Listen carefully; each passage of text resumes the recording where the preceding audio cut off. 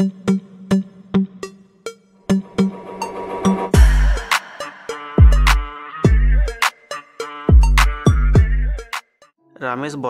কথাটার মধ্যেই ভগবান শ্রীরামের কথা উঠে আসছে।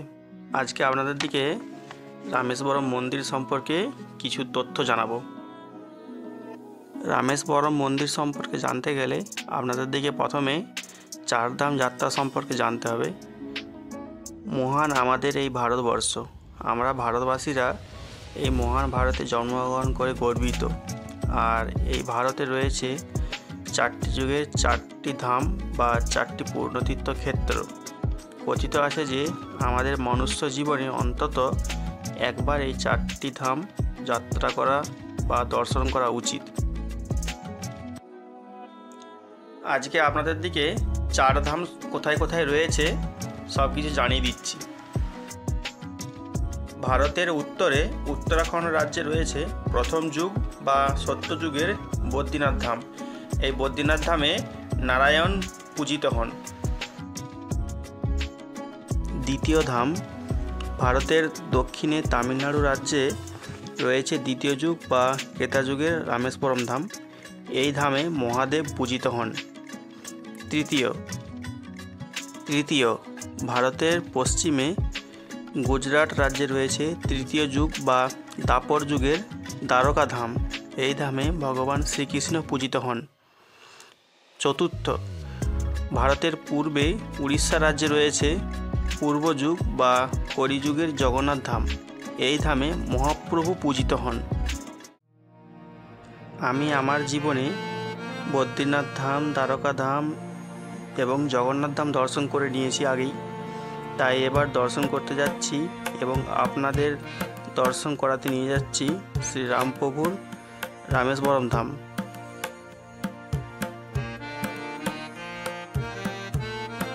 রামেশ্বরম ধাম কিন্তু শুধু চার ধামের একটি ধাম নয়, রামেশ্বরম ধাম দ্বাদশ জ্যোতির্লিঙ্গের একটি লিঙ্গ।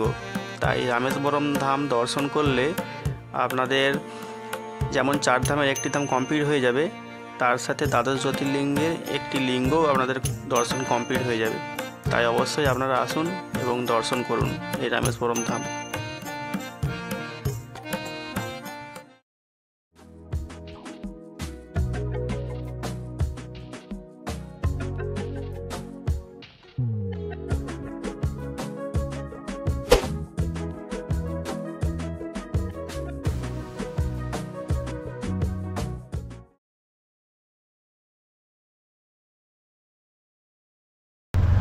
এখন হোটেল থেকে বেরিয়ে পড়েছি।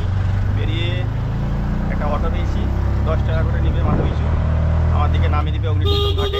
এখান থেকে মাত্র হাফ কিলোমিটার রাস্তা, হেঁটেই চলে যেতাম, কিন্তু বাচ্চারা আছে, রোদ লাগছে, সেই জন্য গাড়ি করে নিয়েছি। চলুন অগ্নিতীর্থম ঘাটে যাব, ওখানে গিয়ে স্নান করব। আমি একাই স্নান করবো, আর কেউ করবে না।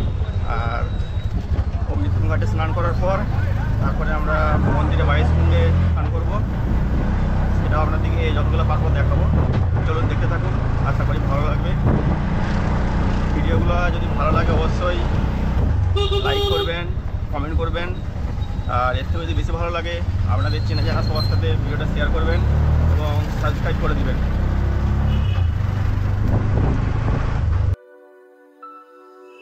এখন যে ঘাটটা আপনাদেরকে দেখাচ্ছি, এই ঘাটটার নামই হচ্ছে যে অগ্নিতীর্থম ঘাট। আর অগ্নিতীর্থম ঘাট নাম হওয়ার পেছনে কারণ আছে, যেটা হলো ভগবান শ্রীরাম যখন রাবণকে হত্যা করেছিলেন, তখন ভগবান শ্রীরামের ব্রাহ্মণ হত্যার পাপ লেগেছিল।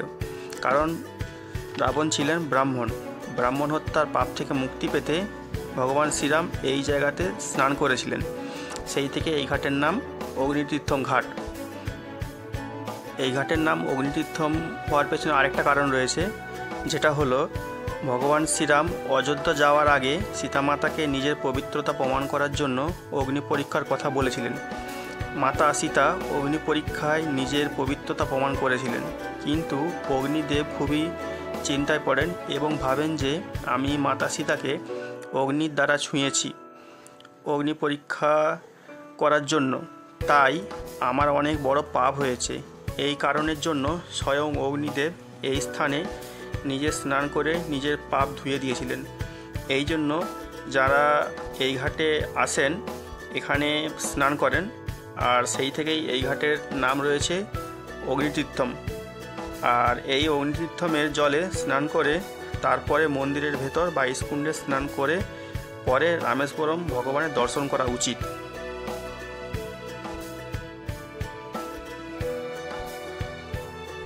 দেখুন একদম এখান থেকে শুরু করে একদম ওই অনেক দূর পর্যন্ত ঘাট, পুরোটাই কিন্তু মানুষ সবাই স্নান করছে।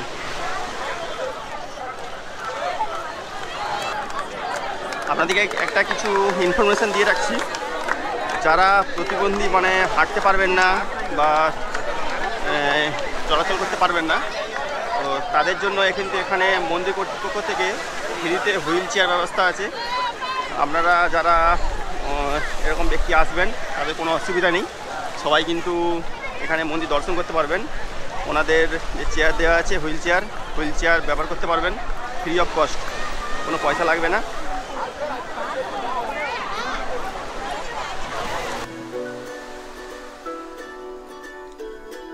এখন দেখুন আমি এই ঘাটে স্নান করছি, আর এখানে কিন্তু প্রচুর মানুষ স্নান করছে। আর জলটা এখানটায় একটু ঘোলাটে টাইপের, আর ঢেউটা কমই আছে এখানে। আর কিন্তু সবথেকে বড় সমস্যা এখানে জলটা কিন্তু প্রচুর ঠান্ডা।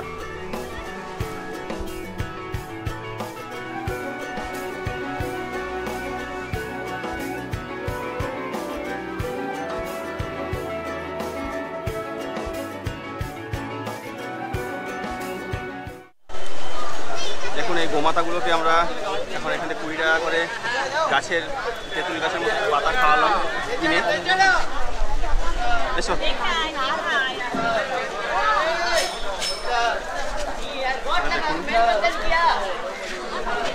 প্রচুর কিন্তু মানুষ স্নান করতে যাচ্ছে অগ্নিতীর্থমে বা স্নান করে আসছে। অগ্নিতীর্থম ঘাটে স্নান করার পর এবারে দেখুন হেঁটে হেঁটে যাচ্ছি রাস্তা দিয়ে, আর ওই দেখুন দেখা যাচ্ছে মন্দিরের পূর্ব দিকের গেট, পূর্ব দুয়ার। এবারে আমি 22 কুণ্ডতে স্নান করব, ওখানে দেখি টুকুন কাটাবো, 25 টাকা করে নেবে মাথা পিছু। টুকুন কেটে তারপর স্নান করব। আর আপনারা যদি মোবাইল আরে নিয়ে আসেন, মোবাইলের ভেতরে অ্যালাউ আছে কিন্তু গর্ভগৃহে অ্যালাউ নেই। সেই জন্য আপনারা এখানে মন্দিরের প্রতিটা গেটেই ছোট বড় অনেক রকম লকার আছে, সেই লকারে মোবাইল রাখতে পারেন। 10 টাকা 20 টাকা করে নেবে পার লকার। আপনারা মোবাইল ব্যাগ সব কিছু রাখতে পারেন এখানে।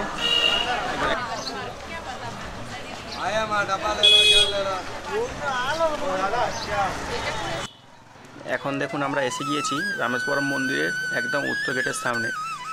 আর 22 কুণ্ডে স্নান করলে আপনার দিকে এই উত্তর গেটেই আসতে হবে, এখান থেকে ভেতরে ঢুকতে হবে। ভেতরে ঢুকে 25 টাকার কুপন কেটে তারপরে আপনারা 22 কুণ্ডে স্নান করতে পারেন। চলুন এবারে ভেতরে দেখাচ্ছি আপনাদেরকে সব কিছু।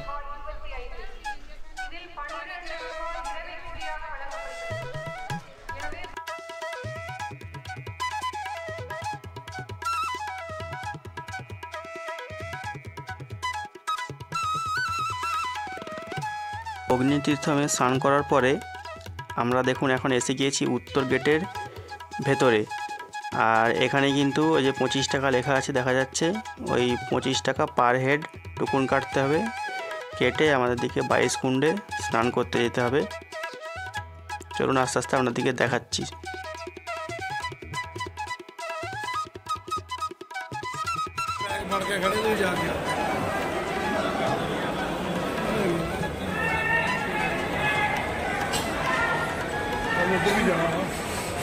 এই সামনে যে ছোটো ছোটো বালতিগুলো দেখছেন, এই বালতি করে কিন্তু 22 কুণ্ড থেকে জল তুলে আপনারা স্নান করতে পারেন, বা এখানে লোক আছে মন্দির কর্তৃপক্ষ থেকে, ওনারা আপনাদেরকে স্নান করিয়ে দেবে।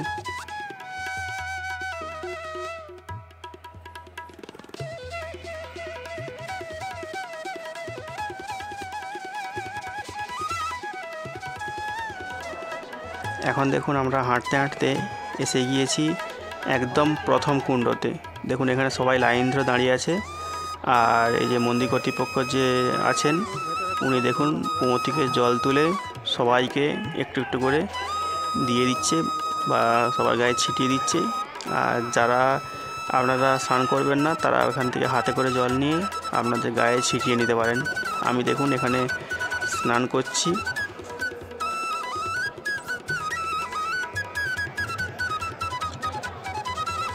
এই দেখুন এইভাবে এনারা কিন্তু জল তুলে সবার গায়ে অল্প অল্প করে ছিটিয়ে দেবে। আর এইভাবেই 22টা কুণ্ডয় আপনাকে স্নান করাবে এনারাই। পরপর প্রতিটা কুণ্ডয় 2-3 জন করে এনাদের মন্দির কর্তৃপক্ষ থেকে লোক আছে, ওনারাই আপনাদেরকে সব স্নান করিয়ে দেবে।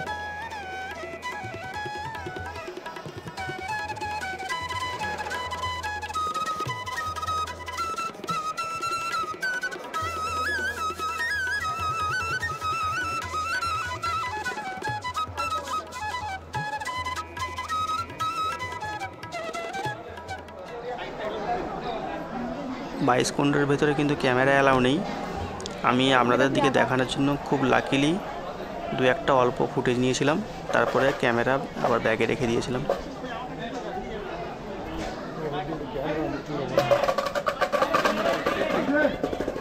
আমাদের 22 কুণ্ডের স্নান কমপ্লিট হয়ে গিয়েছে। এবার এখানে ড্রেস চেঞ্জ করে মন্দিরে দর্শনের জন্য এগিয়ে যাচ্ছি। আর 22 কুণ্ডে স্নান করার পর ছেলেদের এবং মেয়েদের জন্য পৃথক আলাদা ড্রেস চেঞ্জিং রুম আছে। আপনারা চাইলে ওখানে গিয়েও ড্রেস চেঞ্জ করতে পারেন বা আপনাদের হোটেলে গিয়েও ড্রেস চেঞ্জ করে আবার মন্দিরে আসতে পারেন। আমি তো এই মন্দিরের ভেতরেই করে নিয়েছিলাম ড্রেস চেঞ্জটা।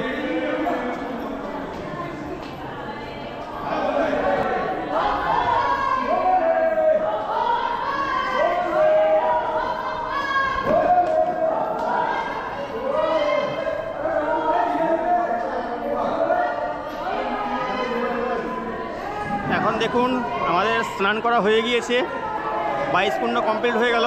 এবারে আমরা দর্শনের জন্য যাচ্ছি, দর্শন করব। দর্শন করে এবারে আসি মন্দির দর্শন সম্পর্কে।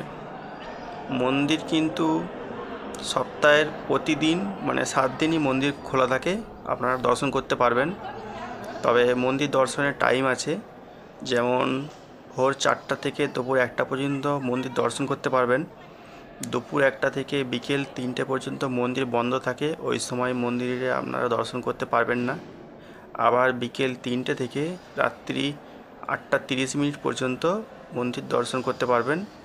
8টা 30-এর পর মন্দির বন্ধ হয়ে যায়, আবার পরের দিন ভোর 4টার সময় মন্দির খোলে। এই হচ্ছে মন্দির দর্শনের টাইম।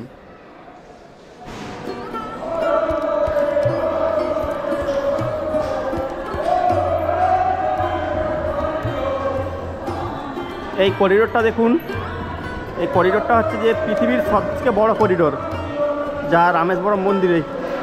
আর সেই করিডোরে এখন আমরা আছি। বোম ভোলে, ওম নমঃ শিবায়, জয় জয় শ্রীরাম।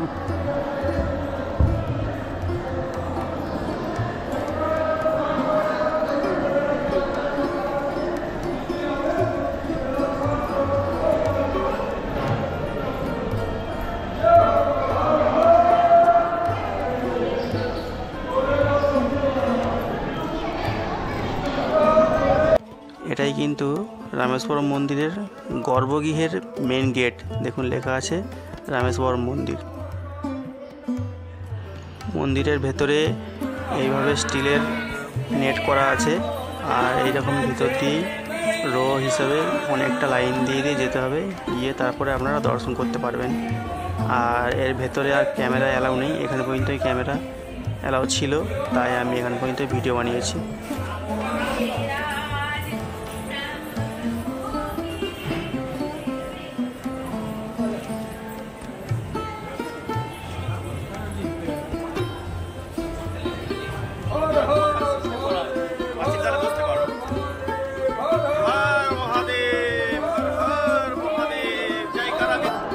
এখন দেখুন যাচ্ছি দর্শনের জন্য।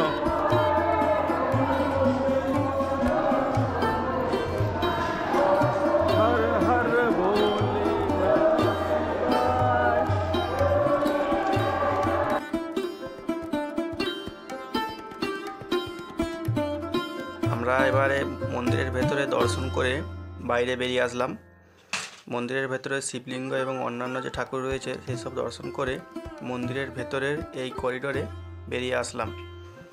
যখন শিবলিঙ্গ দর্শন করেছিলাম তখন মনের মধ্যে এক অন্যরকম অনুভূতি হচ্ছিল, সেটা বলে বোঝানো যাবে না। আপনারাও যদি কখনো এই মন্দিরে আসবেন বা এসে থাকেন তাহলে আপনারা বুঝতে পারবেন যে মন্দিরের ভিতরটা কত সুন্দর। আর যখন দর্শন করবেন তখন আপনারা বুঝতে পারবেন যে একটা আলাদা অনুভূতি।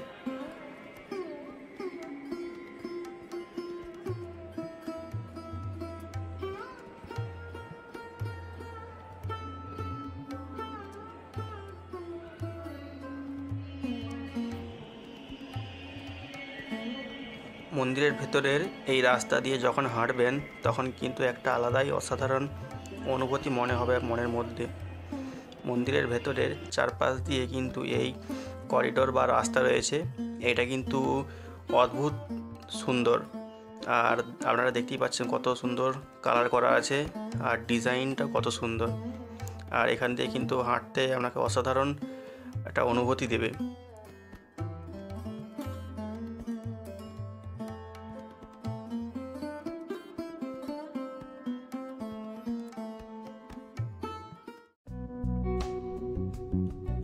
মন্দির দর্শন পুরো কমপ্লিট হয়ে গেল আমাদের। এবারে আমরা বেরিয়ে পড়ছি। আর দেখুন এখন আছি সে উত্তর গেটে, যেখান থেকে আমরা ঢুকেছিলাম। আর আমরা উত্তর গেট দিয়ে বাইরে বেরোবো, তার কারণ উত্তর গেটের বাইরে আমাদের জুতোগুলো সব খোলা আছে, এখান দিয়ে বেরোতে হবে। অন্য গেট তো বেরোনো যাবে, কিন্তু আমার দিকে আবার অনেক ঘুরে ঘুরে আসতে হবে, কারণ মন্দিরটার এরিয়াটা অনেক বড়। সেটা আপনাদেরকে বলেছি মন্দিরটা কত বড়, সেই জন্য এখন আমরা বেরিয়ে যাচ্ছি।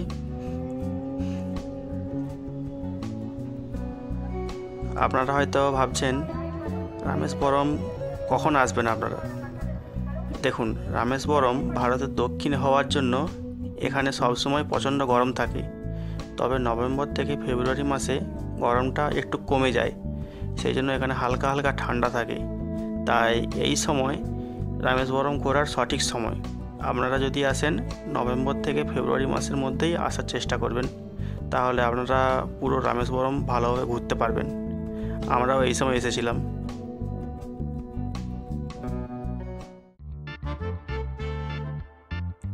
এবারে আপনারা হয়তো ভাববেন রামেশ্বরম আসবেন কিভাবে। চলুন এবার জানা যাক রামেশ্বরম আপনারা আসবেন কিভাবে। রামেশ্বরম আসার জন্য সড়ক পথ রয়েছে, রেলপথ রয়েছে এবং বিমানপথ রয়েছে। সড়ক পথে চেন্নাই থেকে, মাদুরাই থেকে, কন্যাকুমারী থেকে সরাসরি বাস পেয়ে যাবেন। এছাড়াও গাড়ি রিজার্ভ করে রামেশ্বরম আসতে পারেন। চেন্নাই থেকে রামেশ্বরম 570 কিলোমিটার, সময় লাগবে প্রায় 11 ঘন্টার মতো। আর মাদুরাই থেকে 170 কিলোমিটার, সময় লাগবে প্রায় 3.5 ঘন্টার মতো।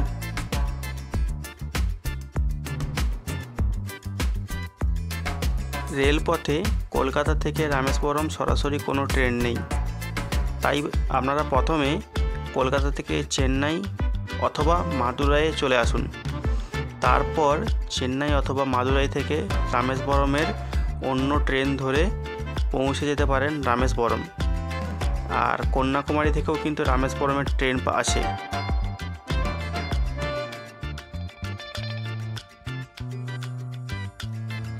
বিমানপথে ভারতের যে কোনো ছোট বড় শহর থেকে রামেশ্বরমের কাছের বিমানবন্দর মাদুরাই আসতে হবে।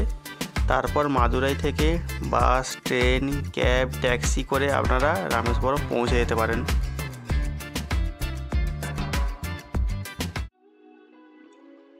ভিডিওগুলো যদি আপনাদের ভালো লাগে তাহলে লাইক করবেন ও কমেন্ট করে জানাবেন আপনাদের কেমন লাগছে। আর এর থেকেও যদি বেশি ভালো লাগে তাহলে আপনাদের চেনা জানা আত্মীয় স্বজন এবং বাড়ির সবার সাথে ভিডিওটা শেয়ার করবেন। তাহলে পরবর্তীতে কেউ রামেশ্বরম আসলে ওনার কাছে রামেশ্বরম ঘোরাটা খুব সহজ হয়ে যাবে এই ভিডিওর মাধ্যমে। আশা করি আপনাদের ভালো লাগছে।